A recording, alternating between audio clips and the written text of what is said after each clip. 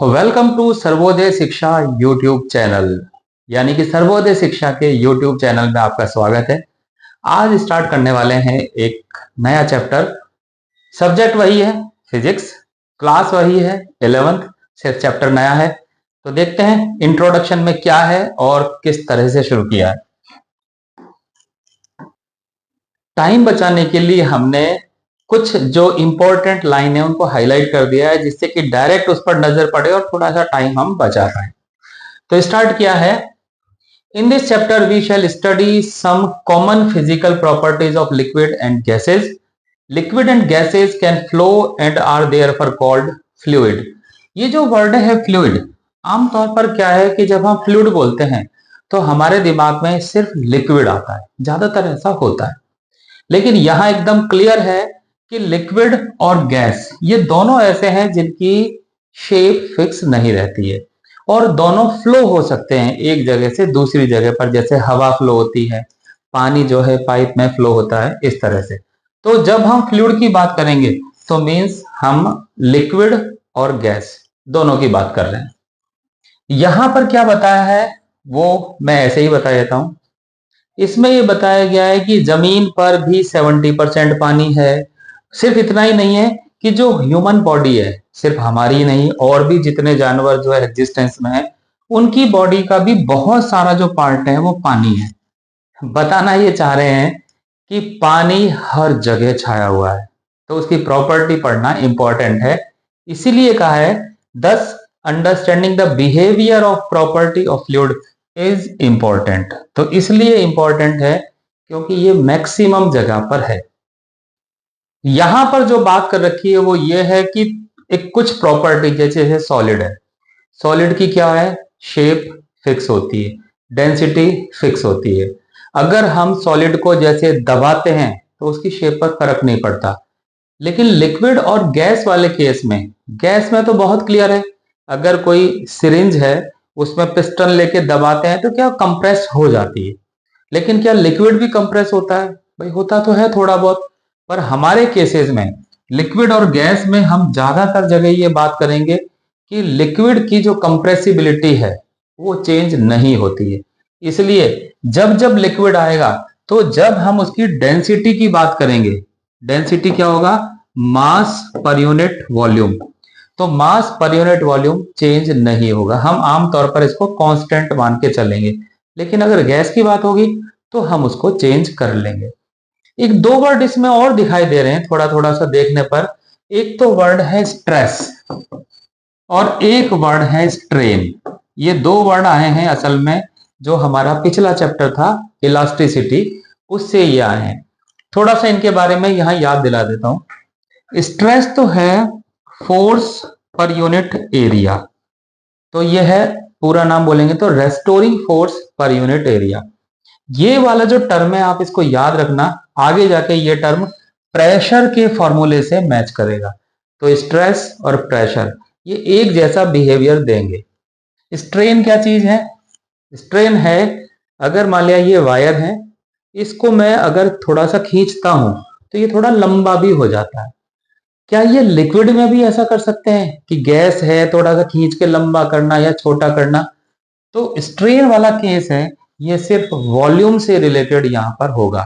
लंबाई जैसी चीज यहां पर हम लिक्विड और गैस में कंसीडर नहीं करते हैं। तो कुछ एक चीजें हैं जो यहां पर हैं, डिटेल में तो आगे हमें पढ़ना ही है।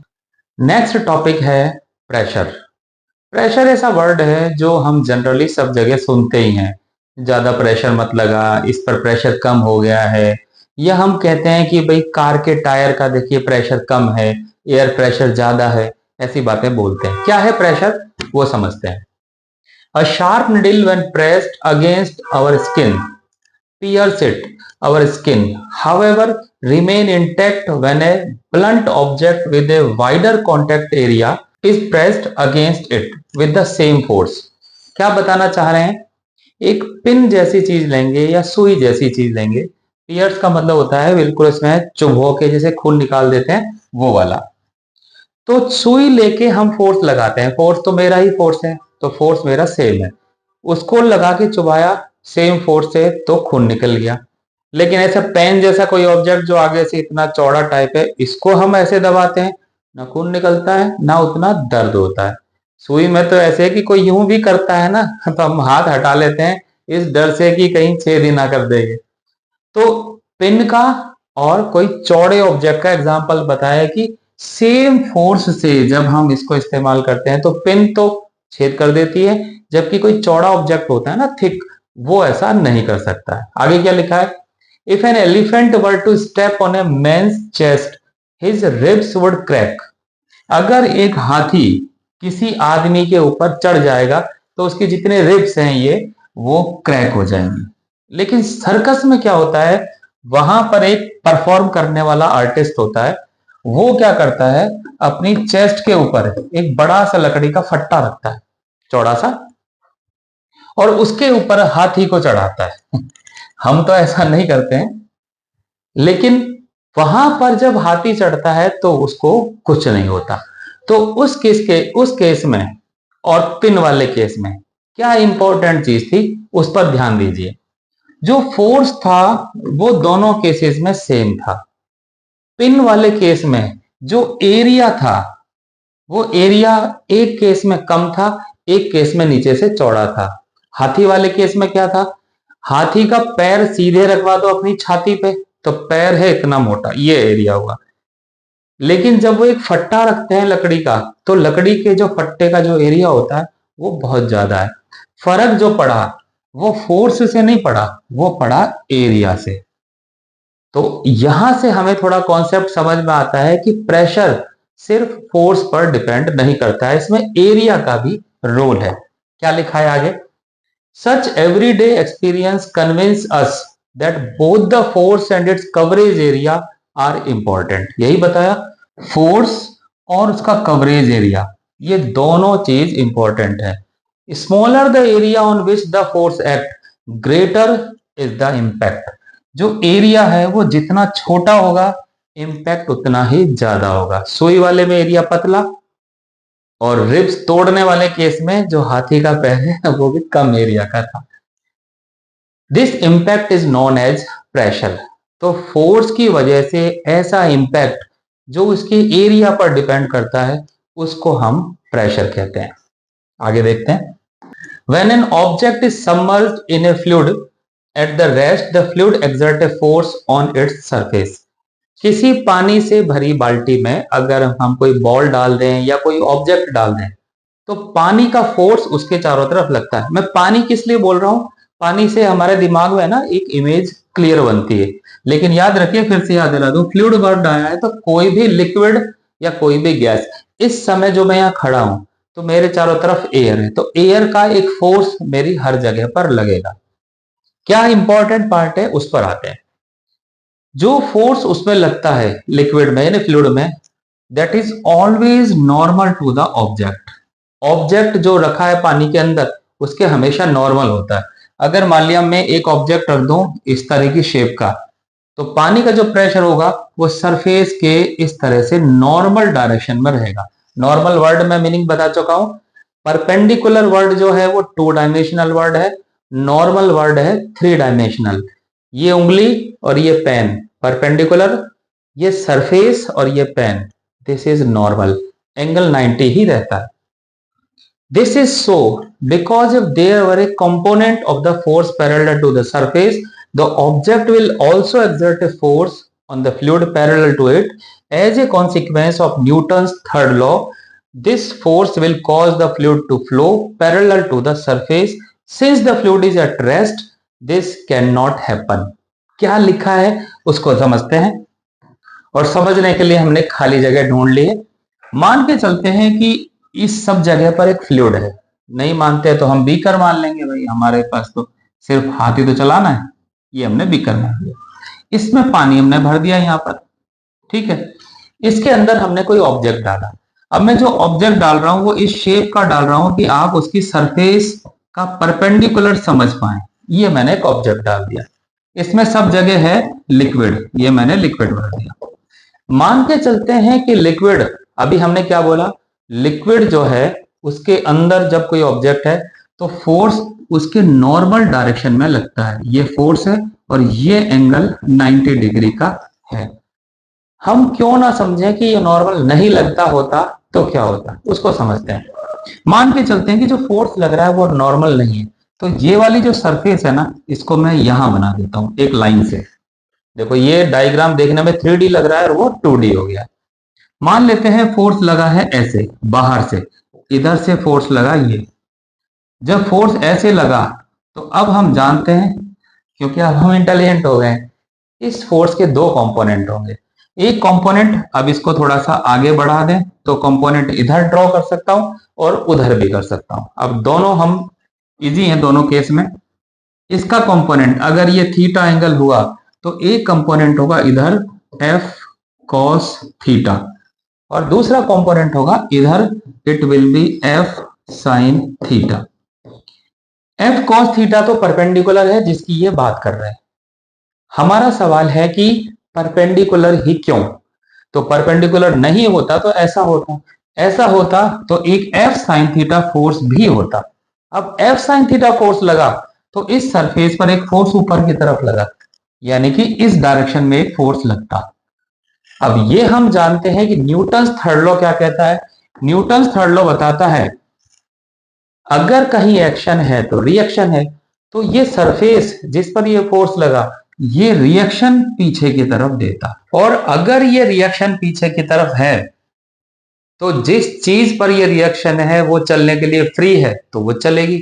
तो वो चीज क्या है? वो चीज है लिक्विड।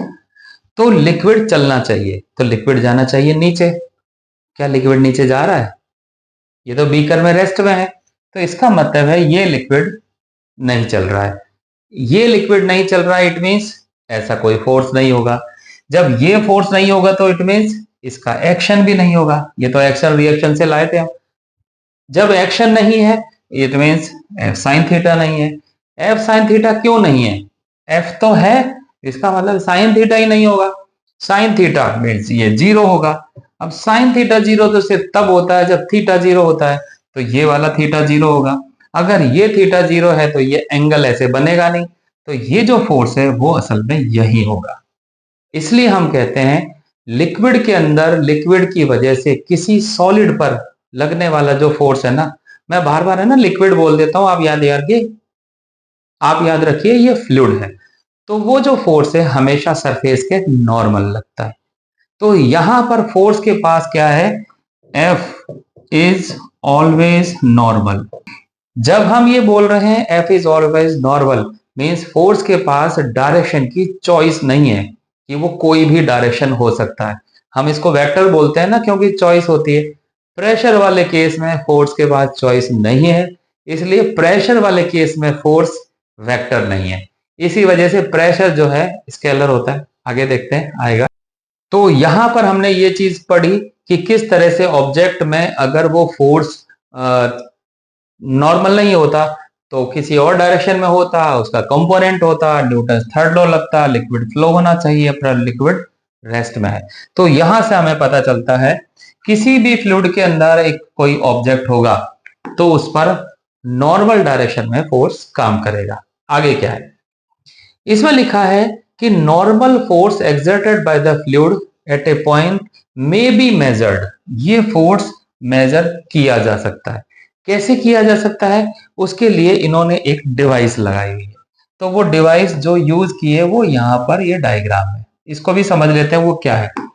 देखिए हमने एक डायग्राम बनाया इतनी मेहनत से, यहाँ बना रखा है। ये लिक्विड है, अंदर ऑब्जेक्ट दिखा रखा है और नॉर्मल डायरेक्शन में ये फोर्स दिखाया है। ये जो चीज है ये क्या है इसको समझिए। जैसे जो सिरिंज होती है ना, उस तरह से एक पिस्टन लगा रखा है, अंदर एक स्प्रिंग है। अगर हम इसको यहां से दबाएंगे तो ये स्प्रिंग दबेगी और जब हटाएंगे फोर्स तो स्प्रिंग वापस आ जाएगी।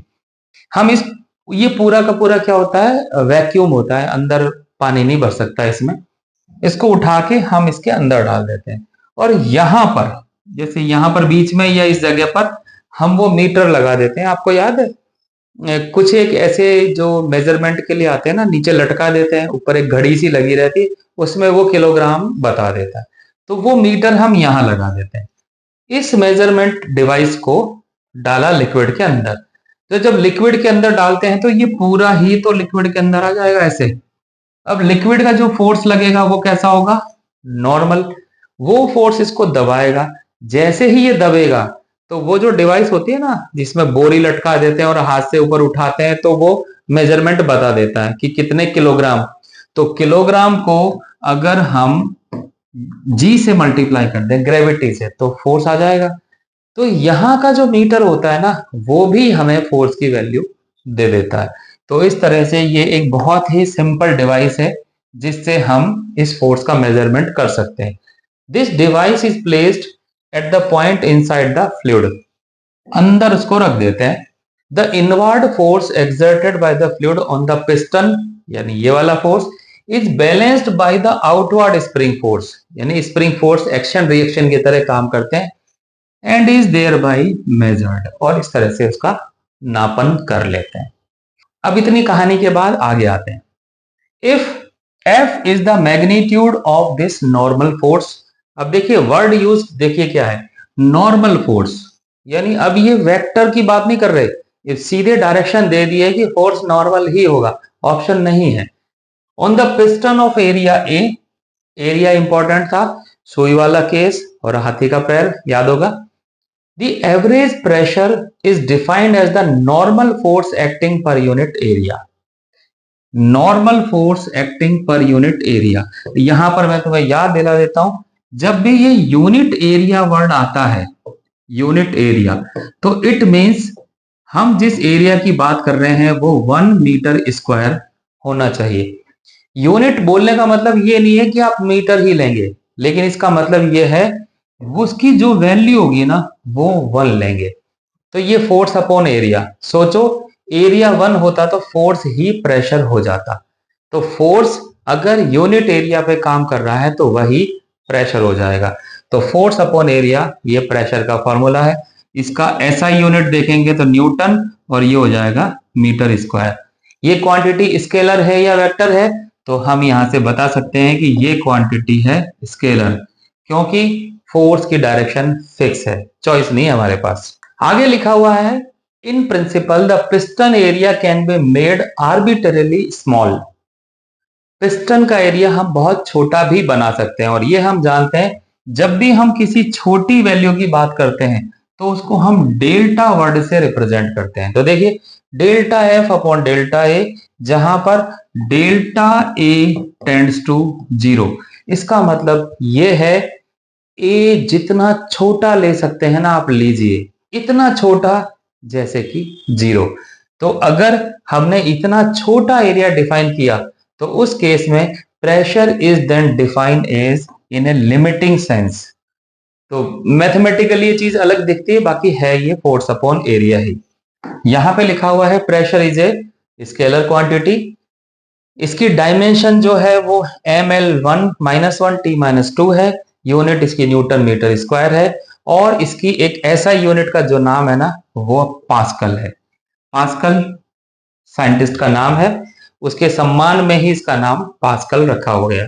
तो जो ऐसा ही सिस्टम है उसी में इसको हम पास्कल बोलते हैं।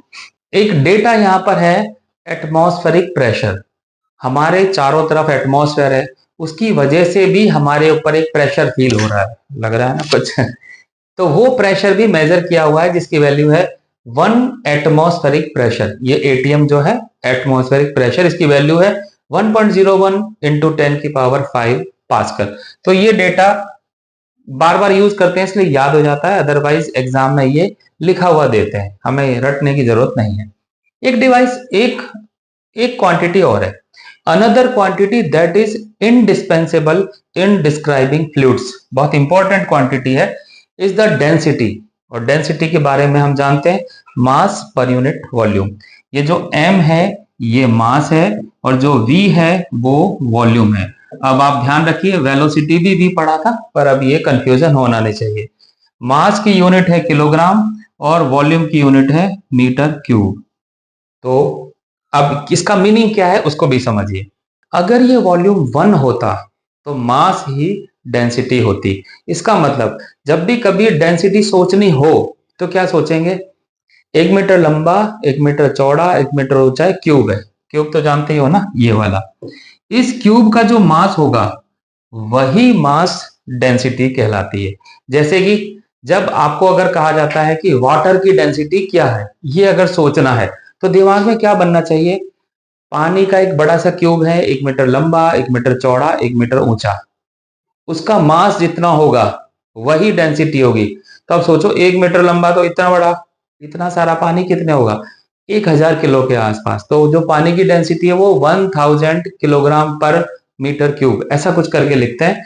तो आपके दिमाग में एक पिक्चर भी बननी चाहिए कि ये क्या चीज है। तो ये है डेंसिटी। डेंसिटी के बारे में एक इंपॉर्टेंट चीज लिखी है कि जो लिक्विड है, ज्यादातर केस में लिक्विड जो है इनकम्प्रेसिबल है, यानी कि हम उसको जब हम दबाएंगे तो वॉल्यूम कम नहीं होता।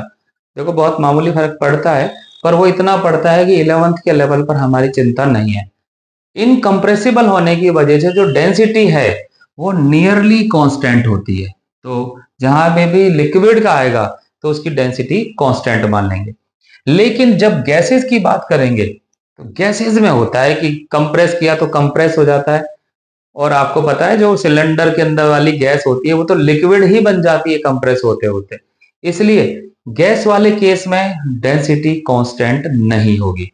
तो इसमें कंप्रेसिबिलिटी और डेंसिटी ये दोनों के दोनों जो हैं वेरिएशंस दिखते हैं। तो ये दोनों जब भी आए तो यहां पर ये ध्यान रखना है। एक और चीज बता रखी है, स्पेशल केस है पानी की डेंसिटी। ये पिक्यूलियर, पिक्यूलियर का मतलब है विचित्र, विलक्षण केस। 4 डिग्री सेंटीग्रेड पर जो पानी की डेंसिटी होती है वो 1 × 10⁻³ किलोग्राम पर मीटर क्यूब। आ गया ना डेंसिटी के बाद? 1 × 10⁻³ का मतलब है 1000 किलोग्राम पर मीटर क्यूब। ये कब होती है? 4 डिग्री सेंटीग्रेड पर होती है। अगर इससे ज्यादा टेम्परेचर बढ़ाते हैं तो पानी एक्सपेंड करता है, तो डेंसिटी कम होने लग जाती है। और अगर कंप्रेस करते हैं तब भी एक्सपेंड होने लग जाता है।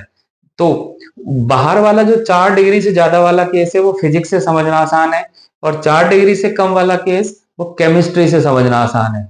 और केमिस्ट्री वाला भाई केमिस्ट्री वाले से ही पूछें जाके, ठीक है? नहीं समझ में आया तो बाद में देखेंगे।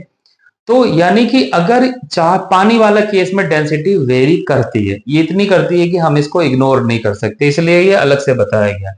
रिलेटिव डेंसिटी वर्ड क्या है? रिलेटिव वर्ड जहां आया इसका मतलब है एक ही चीज की तुलना दूसरी चीज से कर रहे हैं। जैसे रिलेटिव हाइट, तो मेरी हाइट और साथ में किसी और की हाइट का रेशियो। तो रिलेटिव डेंसिटी ऑफ सब्सटेंस, किसी भी सब्सटेंस की रिलेटिव डेंसिटी निकालनी है तो इसका मतलब है उस सब्सटेंस की डेंसिटी अपॉन पानी की डेंसिटी 4 डिग्री सेंटीग्रेड पर, इन दोनों का जो रेशियो होगा वही रिलेटिव डेंसिटी होगी।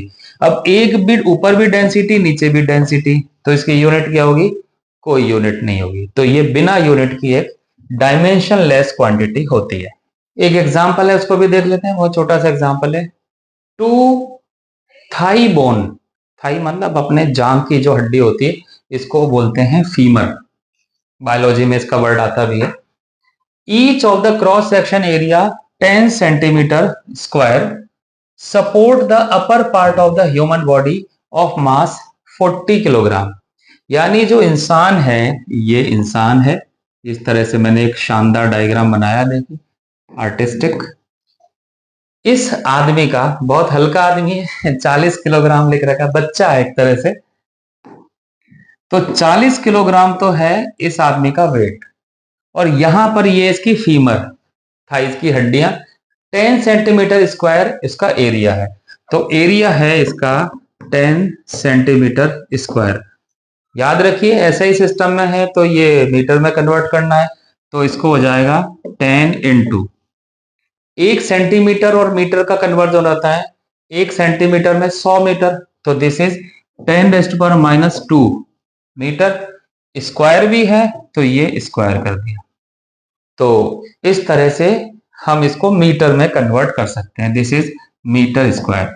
अब ये सिर्फ एक हड्डी नहीं है, ये दो है, तो एरिया जो डबल एरिया हो जाएगा, तो टोटल एरिया हो जाएगा इसका डबल। ये तो हो गया एरिया। हमें निकालना है एवरेज प्रेशर, तो प्रेशर होता है फोर्स अपॉन एरिया, तो अभी फोर्स भी निकालना है। तो फोर्स कैसे निकालें? मास इंटू जी। तो मास है 40, जी है 9.8 और एरिया है ये वाला, डिवाइड करके हम निकाल लेंगे और यूनिट आएगी पास्कल। देखते हैं क्या किया हुआ है। सॉल्व नहीं कर रहे इसको क्योंकि ये छोटा सा ही है। देखिए एरिया हो गया, ये एरिया डबल कर दिया है, ये सेंटीमीटर को मीटर में कन्वर्ट कर दिया है, ये फोर्स 40 किलोग्राम है, 10 से जी की वैल्यू 10 मान के 400 हो गया है, डिवाइड कर दिया है और ये आंसर हो गया। आगे चलते हैं, पास्कल लॉ। एक पास्कल तो पता ही साइंटिस्ट का नाम है, इसका लॉ क्या है? Pressure in a fluid at rest is the same at all point if they are at same height. कहने का मतलब ये है, अगर एक लिक्विड है जैसे कि ये बीकर भरा हुआ है, सेम हाइट यानी कि पानी यहां पे भरा हुआ है, एक पर्टिकुलर हाइट पे मैंने एक लाइन खींची, तो इस लाइन पर ये जितने पॉइंट हैं सब पर प्रेशर की वैल्यू सेम रहेगी। ये है पास्कल लॉ। ठीक है, याद रखना, सेम हाइट पर प्रेशर सब जगह सेम। ठीक, अब ये सेम का मतलब है लिक्विड नहीं, गैस में भी ऐसा। अब मैं यहां खड़ा हूं तो ये जो हाइट है ये सेम हॉरिजॉन्टल लाइन, यहां प्रेशर, यहां प्रेशर, यहां प्रेशर, यहां प्रेशर, सब जगह सेम। यहां यहां यहां यहां ये वर्टिकल लाइन है, सब जगह अलग अलग। ठीक है, अब आगे बता रखा है कि ये कैसे डेमोन्स्ट्रेट कर रहे हैं। तो ये कोई डेमोन्स्ट्रेशन है, मतलब एक तरह से ये नहीं कि डेरिवेशन तो नहीं कह सकते इसको। तो कैसे डेमोन्स्ट्रेट किया है वो देखते हैं। ये बीकर है, भरा हुआ है इसमें पानी। ये जो ट्रायंगल टाइप का दिख रहा है ना, ये असल में क्या है? ये है ये डॉट, छोटा सा, इतना छोटा कि जिसकी हाइट नहीं है। यानी कहने का मतलब है हम ये ना कहें ये ऊपर है ये नीचे है, डॉट है। सिर्फ ये इतना बड़ा क्यों बनाया हुआ है? सिर्फ इसलिए कि हम जैसे कम बुद्धि के लोग, कम नजर के लोग इसको देख पाए, इसलिए इसको बड़ा किया हुआ है। तो इन्होंने एक डॉट लिया। डॉट क्या है? एक ट्राइंगल शेप का है। अब ये ट्राइंगल शेप का है तो इसकी तीन साइड हो गई। एक सरफेस तो नीचे से हो गई ये वाली, एक यहां से हो गई और एक यहां से हो गई, ये तीन सरफेस है। फोर्स हमेशा परपेंडिकुलर लगता है तो फोर्स ये लग गया। नाम देखिए इनके, इसका हो गया एफ ए, इसका एफ बी और इसका एफ सी। अब इस डायग्राम को अगर मैं वहां बताऊंगा तो कुछ ऐसा होगा। देखिए एक फोर्स लग गया यहां से, दिस इज एफ बी। एक फोर्स इधर से लगा हुआ है, वो ऐसे हो गया, ये है एफ सी। और एक फोर्स नीचे से है, ये फोर्स ऐसा हो जाएगा एफ ए। ये ऐसा डायग्राम है जिसको जूम किया हुआ है तो ये इस तरह का दिखाई दे रहा है। एंगल भी थीटा 1 थीटा 2 दे रखे हैं, इसकी हम बाद में बात करेंगे। अब अगर ये पानी का कोई एक पोर्शन है, तो पानी भरा हुआ है, रेस्ट में है, इसका मतलब है चूंकि ये रेस्ट में है और अभी हमने पढ़ा है इक्विलिब्रियम होता है तो नेट फोर्स कितने होते हैं? 0। तो ये नेट फोर्स 0 होगा। इट मींस ये जो एफ बी फोर्स है, इस फोर्स के अगर हम दो कंपोनेंट कर पाए तो दो कंपोनेंट कैसे होंगे? एक कंपोनेंट अगर मैं यहीं पे मान लेता हूं, ये थीटा एंगल मान लिया, तो इधर वाला एंगल हो जाएगा एफ बी कॉस थीटा। तो देखिए ये एफ बी कॉस थीटा है नीचे की तरफ और एफ ए ऊपर की तरफ, यानी ये दोनों फोर्स कैसे होंगे? इक्वल और अपोजिट, कैंसिल होने चाहिए।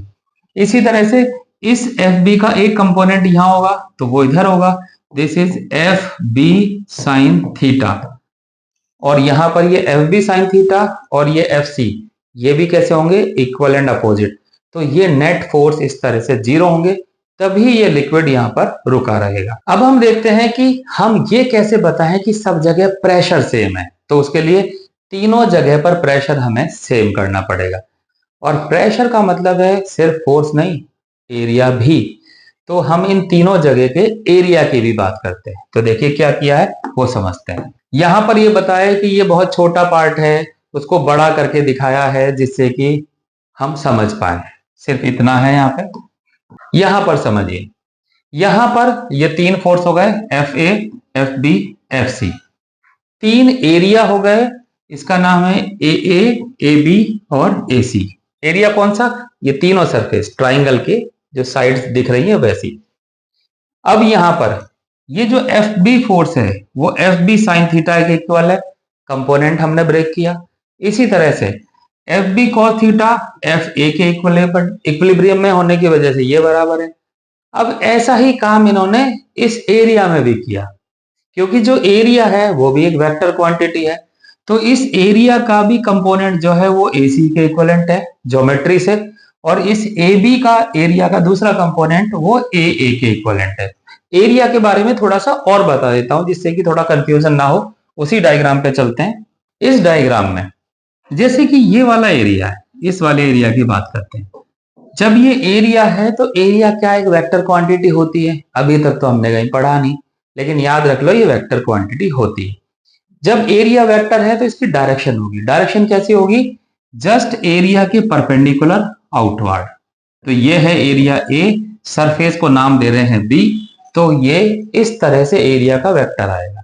जब इसका वेक्टर आ गया तो नीचे वाले का भी वेक्टर आएगा, वो वेक्टर आएगा ऐसा, दिस इज ए। तो इस सरफेस का भी वेक्टर आएगा, वो आएगा ऐसा, दिस इज ए सी। तो अब इसके भी कंपोनेंट ब्रेक कर दिए, इसका एक कंपोनेंट इधर होगा, एक कंपोनेंट इधर होगा, और वो कंपोनेंट कॉस और साइन की फॉर्म में है, और इनके साथ इसको इक्वल कर देंगे। तो इस तरह से हमने एरिया के कंपोनेंट लेके उसको भी इक्वलाइज कर दिया। अब आगे देखते हैं। यहां से हमें पता लगा फोर्स अपॉन एरिया निकालना है। तो देखिए एफ ए अपॉन ए दोनों को डिवाइड किया, ये कैंसिल हो जाएगा, तो ये पहला पार्ट हो गया। इसी तरह से F B upon A B, ये दूसरा part. F C upon A C, ये तीसरा पार्ट। तीनों इक्वलाइज हैं, तीनों प्रेशर निकल गए और तीनों प्रेशर सेम है। और पास्कल का भी कहना है किसी भी एक पॉइंट पर सेम हॉरिजॉन्टल लाइन पर, या सेम हॉरिजॉन्टल लाइन क्यों है? क्योंकि ये जो ट्राइंगल जैसा दिख रहा है ना, ये एक डॉट है, इसलिए।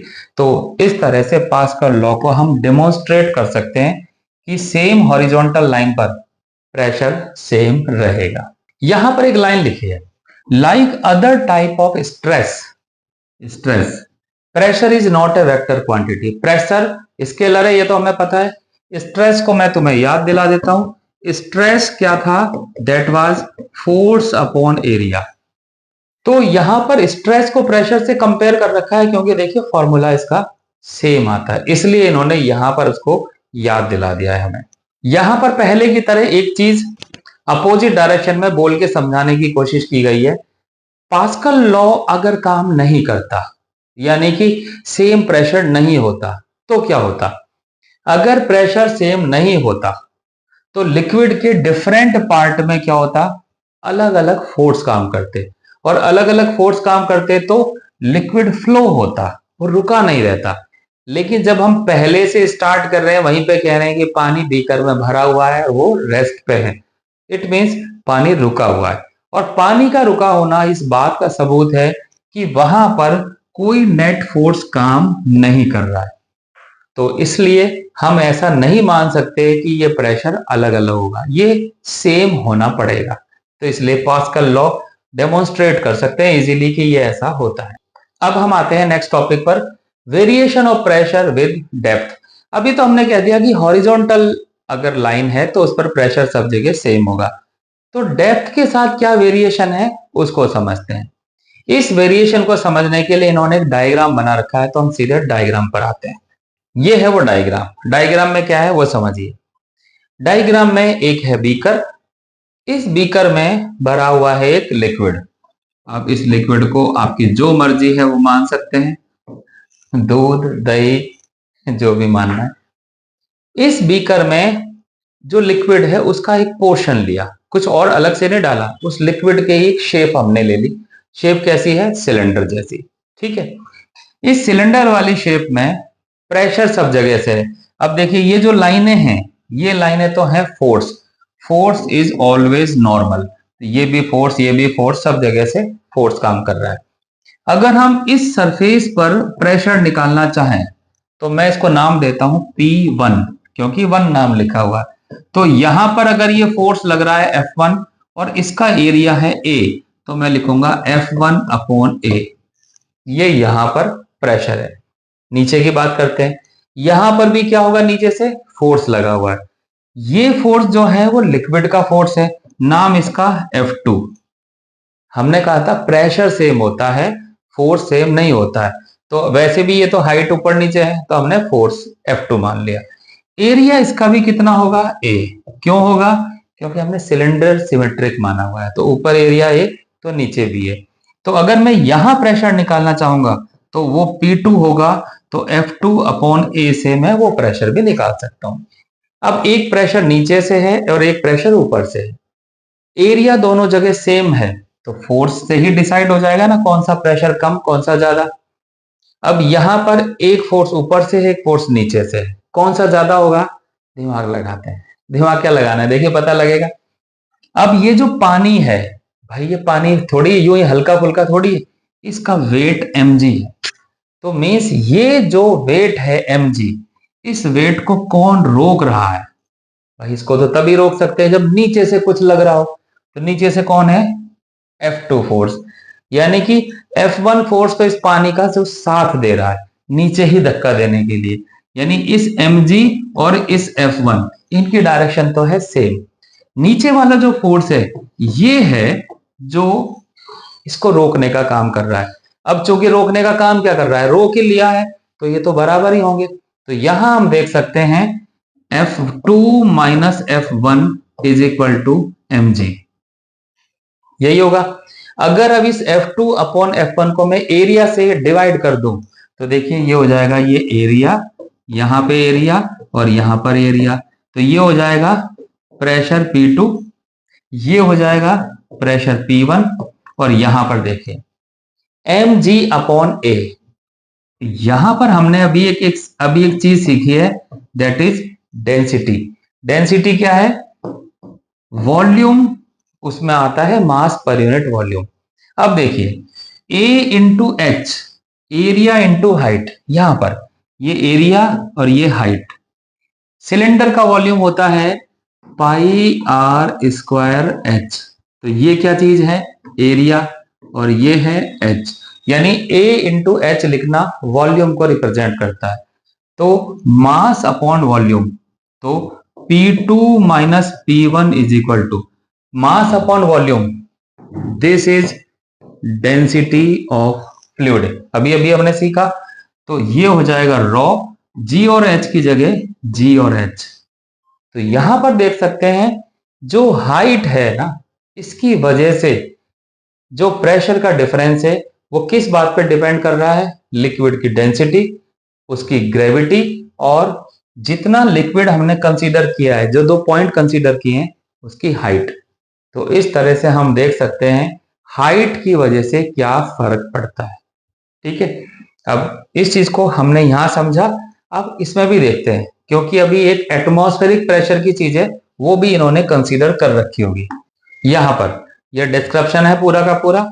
फिर आगे यहां हम पहुंचे, P2 minus P1 equal to rho GH, ये हमने अभी अभी निकाला है। डेंसिटी ले रखी है P2 minus P1 into A into mg करके इन्होंने ये निकाल रखा है। तो कुछ खास अलग से नहीं लिखा, इन्होंने वही चीज समझा रखी है।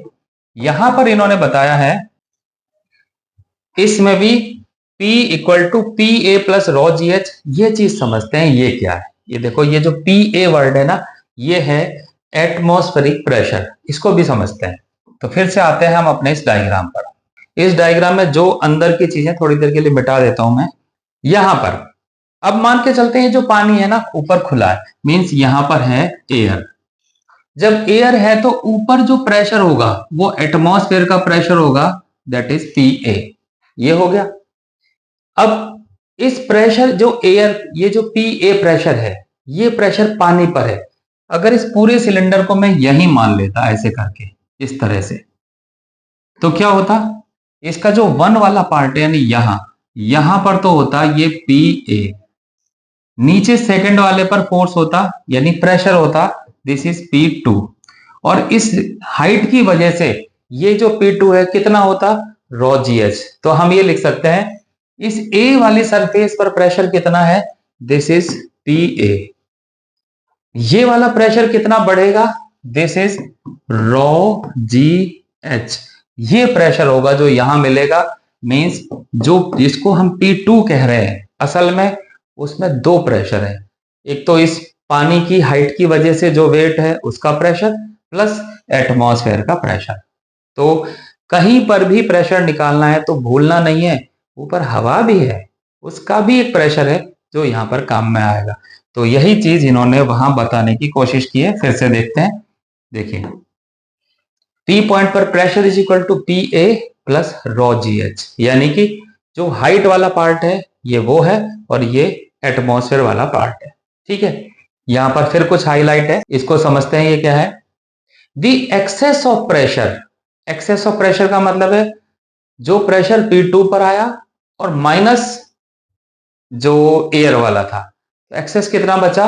एक्सेस बचा रॉ जी एच। यही है जो उस एक्स्ट्रा हाइट का प्रेशर है।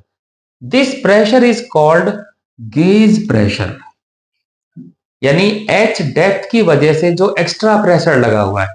एटमॉस्फेरिक प्रेशर ऊपर था, जैसे जैसे हाइट हम नीचे पानी में गए, डेप्थ बोले तो ज्यादा अच्छा है, जैसे जैसे डेप्थ पे गए तो उस डेप्थ का प्रेशर जो लगा वो है गेज प्रेशर। कुछ लोग इसको गॉज भी बोलते हैं, तो गेज प्रेशर इसको हम बोलते हैं। तो जैसी गेज प्रेशर वर्ड आए समझ जाइए रॉ जी एच की बात कर रहे हैं, हाइट के प्रेशर की बात कर रहे हैं। ठीक है, तो अलग से ये कुछ नहीं है, इसलिए इसको अलग से मैंने स्पेशली आपको बताया। अब देखिए जो भी हमने पढ़ा उसमें क्या खास था।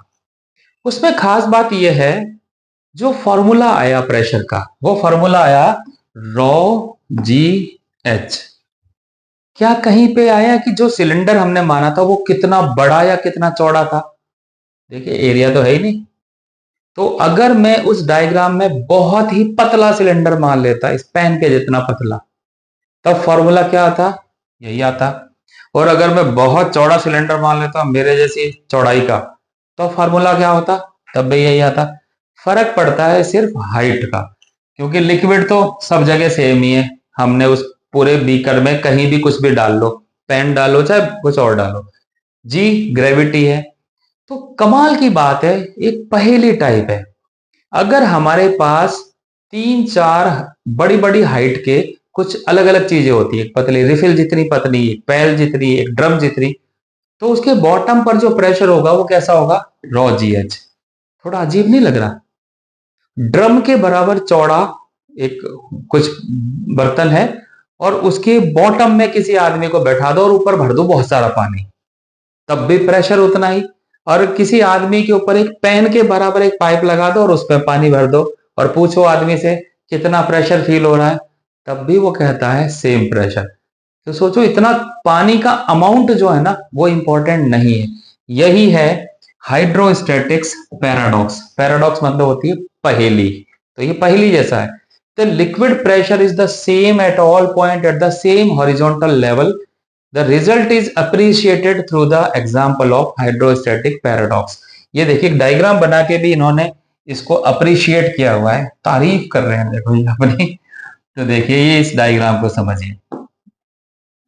इस डायग्राम में मान के चलिए एक आदमी है वो यहां पर बैठा है, एक आदमी यहां बैठा है और एक आदमी यहां बैठा है।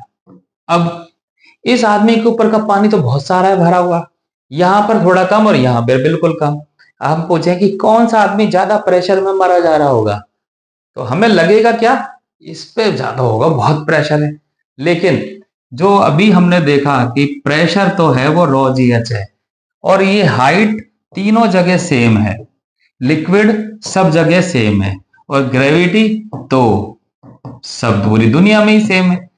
तो तीनों पर प्रेशर सेम होगा, मींस ये एक पहेली जैसा लगता है, इसलिए इसको बोलते हैं हाइड्रोस्टैटिक्स पैराडॉक्स। अब यहां पर आ गया एक न्यूमेरिकल, ये छोटा सा है, इसको भी देख लेते हैं। सॉल्व नहीं कर रहे, आपको समझा देता हूं बस।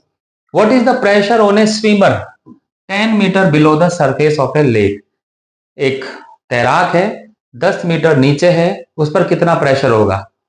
तो 10 मीटर नीचे है, ठीक है ना, झील के। तो देखिए ये मैं इसको यहां डायग्राम बना देता हूं, ये झील का पानी है, ये सरफेस है, तो ऊपर की तरफ से प्रेशर कितना होगा? एटमॉस्फेयर का। एक तो ये तो लगेगा ही लगेगा। 10 मीटर नीचे है तो यहां पर वो आदमी तैर रहा है, ये आदमी तैर रहा है, तो पी ए तो एटमॉस्फेयर का और ये 10 मीटर हाइट का रॉ जी एच, ये दो पार्ट हमें ऐड करने। पी ए की वैल्यू तो फिक्स है, 1.01 इंटू 10⁵ न्यूटन पर मीटर स्क्वायर। रॉ पानी है तो डेंसिटी है 10⁻3। जी 9.8 या 10 जैसा क्वेश्चन में दिया है, और हाइट यानी कि डेप्थ 10 मीटर। देख लेते हैं। P A plus rho ji H, बिल्कुल सही। पी ए की वैल्यू ये रही 1.1 into 10⁵, rho that is 1000, G this is 10, इन्होंने 10 ले लिया, और हाइट दिस इज 10, और इसको सॉल्व कर लिया। तो इस तरह से हम देखते हैं कि जो पी ए है दैट इज 1.1, 10 मीटर हाइट पे जाके हो गया 2, करीब एटमॉस्फेरिक प्रेशर का डबल, इतना प्रेशर उस पर पड़ रहा होगा। अब आप सोच सकते हो पानी के जितने अंदर जाते जाएंगे वो प्रेशर बढ़ता जाएगा। तो जो सबमरीन बनाई जाती है ना, पनडुब्बी, उसको इस तरह से बनाया जाता है तो कि कई गुना प्रेशर वो बर्दाश्त कर पाए, यही लिखा है। ठीक है, submarine are design to withstand such enormous pressure. आगे देखते हैं, atmospheric pressure and gauge pressure, ये क्या चीज है? The pressure of atmosphere at any point is equal to the weight of a column of air of unit cross section area. इस line का meaning समझते हैं कि जब हमें इस लिक्विड का प्रेशर समझना था तो हमने क्या किया, कितनी हाइट में वो पानी भरा हुआ है उसका जो प्रेशर है रॉ जी एच वो निकाल लिया। अगर एटमॉस्फेरिक प्रेशर समझना है तो क्या करना पड़ेगा? तो एटमॉस्फेयर को समझते हैं। मान लिया ये है अर्थ की सरफेस, अर्थ की सरफेस के ऊपर कहां तक हवा है, जहां तक भी है अब हमें नहीं पता, उस एक में लंबा सा कुछ पाइप टाइम का मान लेता हूं। ठीक है, वो पाइप अगर एच हाइट का है, हवा की डेंसिटी मैं रॉ मान लेता हूं।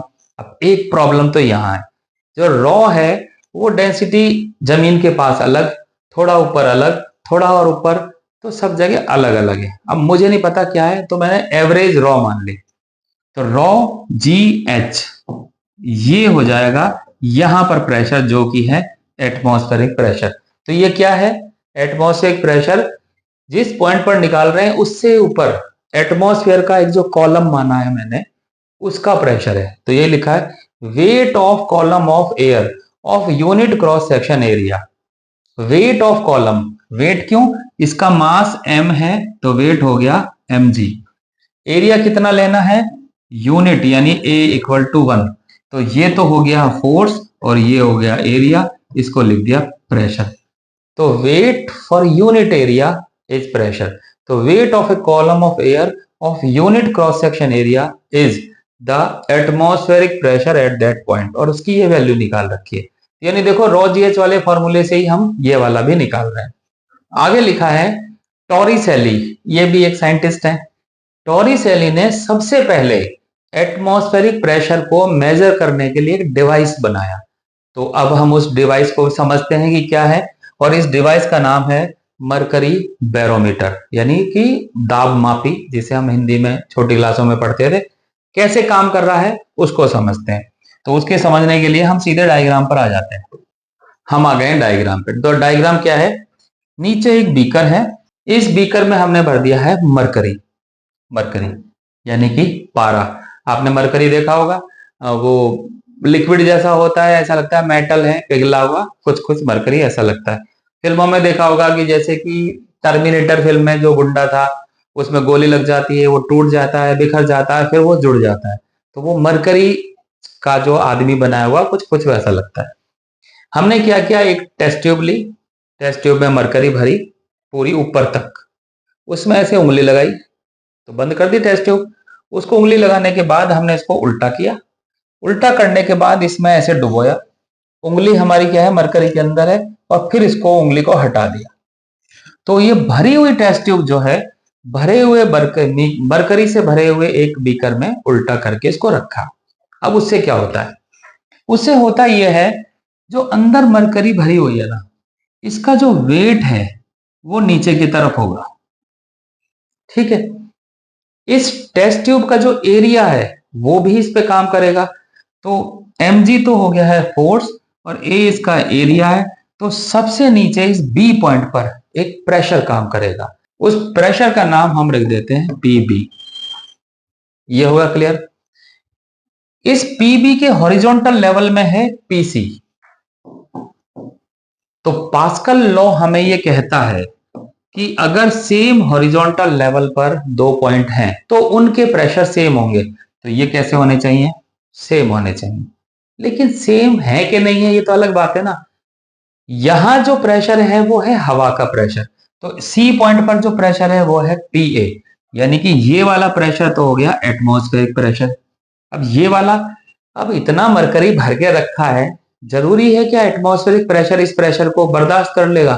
कोई जरूरी नहीं है। तो जब ये बर्दाश्त नहीं कर सकता तो भाई ये नीचे गिर जाएगा। अब कोई नहीं रोक पा रहा है मुझे तो मैं नीचे गिर जाऊंगा ना। तो ये मरकरी जो है ये नीचे गिरना शुरू हो जाता है। कब तक गिरता रहेगा? अब ये जो एच हाइट का जो मरकरी है इसका प्रेशर हमें पता है, कैसे निकालते हैं? रो जी एच फॉर्मूले से। अब हाइट फिलहाल ज्यादा है, मरकरी नीचे आना शुरू हो जाएगा, हाइट धीरे धीरे कम होती जाएगी। जैसे जैसे हाइट कम होगी तो एच कम होने से ये प्रेशर हो जाएगा कम।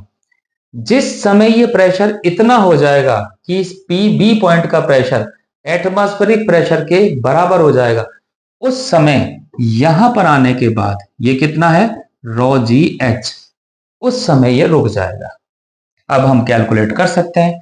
एटमॉस्फेरिक प्रेशर तो हम जानते हैं 1.01 इंटू 10⁵। मरकरी का जो डेंसिटी है ये भी हम जानते हैं, करीब 13,000 किलोग्राम पर मीटर क्यूब। जी की वैल्यू जानते हैं, और हाइट, यहां इस हाइट को हम मेजर कर लेते हैं इंच टेप से, और दैट वाज 76 सेंटीमीटर। तो इससे हमें पता चला कैलकुलेट करके कि ये हाइट 76 सेंटीमीटर आई। कई बार आपने देखा होगा कि मरकरी का जो प्रेशर दे रखा होता है ना, वो ऐसे नहीं लिखते इस तरह से, वो लिखते हैं air pressure is equal to 76 millimetre या सेंटीमीटर ऑफ मरकरी या ऑफ वाटर और किसी भी चीज का। तो वो जो हाइट वाला स्टाइल है ना लिखने का, वो ये स्टाइल है। इस बैरोमीटर से हम मरकरी मेजर करते हैं ना, तो हाइट की फॉर्म में भी लिख सकते हैं। तो ये है टॉरिसेली एक्सपेरिमेंट। एक और बात, जब ये मरकरी नीचे आता है तो ऊपर यहां पर है ना, एक तरह से हम कह सकते हैं वैक्यूम बन जाता है, हवा तो जा नहीं सकती। तो यहां जिसको मैं वैक्यूम बोल रहा हूं, असल में ये है मरकरी वेपर जो यहां पर बन जाती है। तो मरकरी वेपर असल में इतनी ज्यादा नहीं होती कि उसका प्रेशर हम माने, तो इसलिए हम इसका प्रेशर जीरो मानकर काम करते हैं। तो यहां जीरो है, ये नीचे आते आते पी बी पॉइंट पर प्रेशर जब पी सी के इक्वल होगा तब ये मरकरी गिरना बंद हो जाएगा, और वो 76 सेंटीमीटर हाइट पर होता है। तो ये है टॉरिसेली एक्सपेरिमेंट, और मरकरी बैरोमीटर इस तरह से काम करता है। जो मैंने अभी समझाया वो यहाँ पे लिखा हुआ है।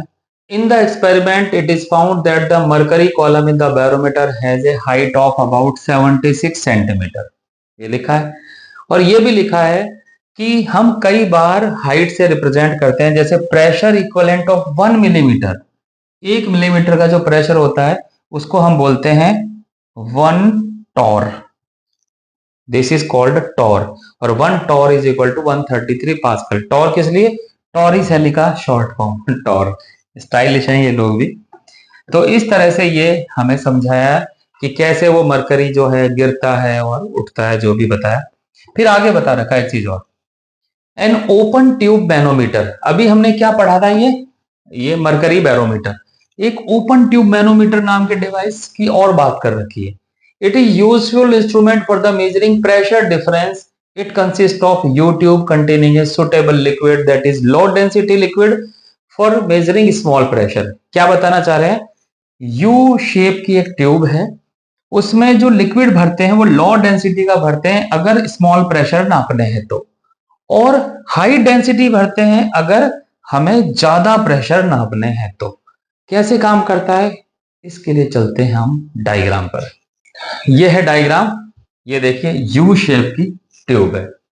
अब इस ट्यूब का एक पार्ट यहां से, ये पार्ट तो है ओपन पार्ट। ओपन पार्ट का मतलब है यहां पर है हवा, इसलिए हमने देखो पी ए लिखा है, एयर प्रेशर। ये पी क्या है? ये वो जगह है जहां का प्रेशर मेजर करना है। This is pressure to be measure. तो जहां का प्रेशर मेजर करना है वो यहां लगाते हैं जिस चीज को। अब ये खुला पार्ट है, वहां से इसको अटैच कर देते हैं। मान लिया किसी को मेरे मुंह का प्रेशर ही ढूंढना है, तो मेरा ये मुंह में घुसा देंगे और फिर मेरे मुंह का प्रेशर पता चलेगा। तो पहले तो ये लगाते हैं। यहां पर हमने भर रखा है वो लिक्विड, बताया था कम प्रेशर की चीजें हैं तो लो डेंसिटी का, और हाई प्रेशर का है तो हाई डेंसिटी का। पास्कल लॉ कहता है कि सेम हॉरिजॉन्टल लेवल पर प्रेशर सेम होता है, इसलिए पी ए और पी बी ये दो पॉइंट का प्रेशर कैसा होगा, सेम होगा। ठीक है। शुरू में जो ये यू ट्यूब का लिक्विड इस शेप का नहीं होता, वो तो भरा रहता है ना दोनों तरफ बराबर। मान लिया यहां से यहां तक ऐसे भरा हुआ है, जैसे ही हमने इसको लगाया कहीं पर, जैसे मुंह पे लगाया, तो ये प्रेशर अगर ज्यादा है, वहां प्रेशर कौन है, एटमॉस्फेरिक प्रेशर। यहां प्रेशर कौन है, जो डिवाइस है जिसका प्रेशर नाप रहे हैं वो।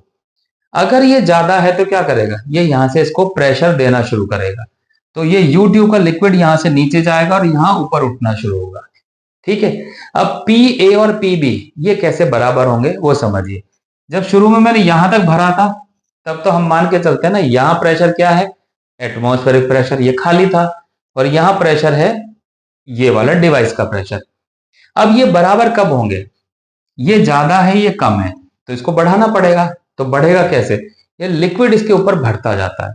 तो जितना लिक्विड भरता जाता है, तो इस बी पॉइंट की बात करता हूं, एक प्रेशर तो है एटमॉस्फेरिक प्रेशर, ये कैपिटल ए है, ये कैपिटल बी है, जिससे कि स्मॉल और कैपिटल ए को आप डिफरेंस करके समझ लो। इसमें एटमॉस्फेरिक प्रेशर, फिर जितना लिक्विड बढ़ेगा बढ़ता जाएगा उसका प्रेशर होगा रो जी एच, और जितना प्रेशर ये बी पॉइंट पर है वही ए पॉइंट पर होगा, तो ये हो जाएगा ए, और ए किसका प्रेशर है, इस डिवाइस का प्रेशर। तो इस तरह से हमें इस डिवाइस का प्रेशर पता लग जाएगा। तो इसमें एटमॉस्फेरिक प्रेशर प्लस जितनी हाइट का लिक्विड हमारा भर गया है उसको नापेंगे और रो जी एच पता लगा लेंगे। इस तरह से हम इस यू ट्यूब मैनोमीटर से भी प्रेशर मेजरमेंट कर सकते हैं। एक न्यूमेरिकल आ गया है, उसको भी देख लेते हैं। The density of the atmosphere at sea level is 1.29 kilogram पर मीटर क्यूब।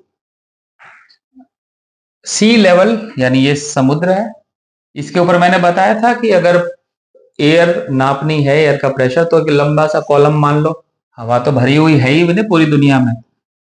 इन्होंने कहा डेंसिटी जो है 1.29, मैंने कहा था कि अलग अलग होती है, इन्होंने फिक्स कर दी। एंड ये that does not change with altitude, ये भी लिख दिया, इसके ऊपर जाओगे तब भी यही रहती है। तो बताओ how would the atmosphere extend, atmosphere कितनी ऊंचाई तक होगा। हम जानते हैं यहां पर जो प्रेशर है समुद्र के लेवल पर वो कितना है, that is P A, atmospheric pressure. इसकी वैल्यू कितनी है, 1.01 इंटू 10 की पावर 5, ये इसकी वैल्यू है। किसके इक्वल होना चाहिए, that should be equal to rho ji H. Rho की वैल्यू है 1.29, तो ये 1.29 इंटू जी कितना है 9.8, और हाइट है h। बस हाइट यहां से कैलकुलेट करेंगे और वही हमारा आंसर होगा। तो चेक करते हैं, rho ji h equal to this this this, ये आ गया, और हाइट ये आ गया। तो इस तरह से इस पूरा जो प्रेशर है, इसकी जो पूरी हाइट है वो कैलकुलेट हो जाएगी, और वो कितनी आई, 8 किलोमीटर। तो कहने का मतलब है हवा जो है, अगर ये डेटा होते तो 8 किलोमीटर तक होती, लेकिन हमें पता है डेंसिटी थोड़ी ये रहती है, तो डेंसिटी कम होगी तो हाइट और बढ़ेगी। तो जैसे जैसे ऊपर एयर की डेंसिटी कम होगी और हाइट तक हमारा एटमॉस्फेयर बढ़ता जाएगा। तो ये इन्होंने यहां पर समझाने की कोशिश की है। एक न्यूमेरिकल और है, इसको भी देख लेते हैं। At a depth of 1000 metre in an ocean, समुद्र है, मान लेते हैं समुद्र यहां से इसका सरफेस है, अंदर तक ये ओशन है, 1000 डेप्थ, यहां से मैं इसको मान लेता हूं 1000 मीटर डेप्थ पर, ये है हमारा point. What is the absolute pressure, यहां पर एब्सोल्यूट प्रेशर कितना होगा। तो एब्सोल्यूट प्रेशर का मतलब है टोटल प्रेशर। तो इस पॉइंट पर टोटल प्रेशर होगा, यहां पर प्रेशर होता है एटमॉस्फेयर का प्लस इस हाइट का, तो P A plus row ji H, ये होगा absolute pressure. PA atmospheric pressure है, देखिए गिवन है वैल्यू। डेंसिटी पानी की 10 की पावर 3 है, जी की वैल्यू 10 लेनी है और हाइट के लिए 1000 मीटर लिखा है। तो ये पहला पार्ट हुआ। दूसरा part, what is the gauge pressure. Gauge pressure क्या मैंने बताया था, H हाइट का कॉलम। तो सेकंड पार्ट जो है उसमें सिर्फ रो जी एच निकालना है, ये है गेज प्रेशर, यानी कि ये वाला पार्ट है गेज प्रेशर। ये दूसरा भी खत्म। तीसरा, find the force acting on the window of area this of A submarine. यहां पर एक सबमरीन है, उस सबमरीन की एक विंडो है, उस विंडो का एरिया दिखा रखा है, एरिया पर कितना फोर्स लगेगा। तो प्रेशर तो ये आ ही गया, ठीक है। तो pressure equal to force upon area, ये फॉर्मूला है। यानी प्रेशर को एरिया से मल्टीप्लाई करना है, एरिया ये है, पहले मीटर में चेंज करना मत भूलना, बाकी सब यहां से हो जाएगा। तो ठीक है, तो इसका सॉल्यूशन में एक बार देख लेते हैं। तो पहला part rho a plus rho ji h solve कर देंगे। दूसरा पार्ट सिर्फ रॉ जी एच, ये दूसरा पार्ट हो गया। तीसरा पार्ट फोर्स अपॉन एरिया वाला पार्ट है, वो देखते हैं। ये देखिए, ये रहा तीसरा पार्ट, प्रेशर इनटू एरिया। तो ये जो प्रेशर हमने निकाला वो है, और एरिया मीटर में चेंज करके ये लिख दिया। तो इस तरह से हम इसको कर सकते हैं। तो आज आई थिंक यहीं तक रखते हैं। हाइड्रोलिक मशीन को हम नेक्स्ट क्लास में देखेंगे। तब तक के लिए बाय बाय, जय हिंद।